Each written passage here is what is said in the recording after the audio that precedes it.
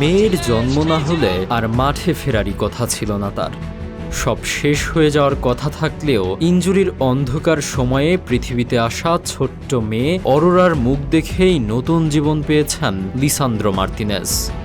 গত বছর ম্যানচেস্টার ইউনাইটেডের হয়ে খেলার সময় হাঁটুর মারাত্মক লিগামেন্ট চোটে পড়েন এই ডিফেন্ডার। ফুটবল ক্যারিয়ার যখন প্রায় খাদের কিনারে, অবসরের চিন্তায় যখন বিপর্যস্ত, ঠিক সেই কঠিন সময়েই জন্ম নেয় তার মেয়ে। মেয়ের প্রতি ভালোবাসায় তাকে মাঠে ফেরার অবিশ্বাস্য শক্তি যোগায়। সেই অদম্য মানসিকতার প্রমাণ মিলল চলতি বিশ্বকাপে।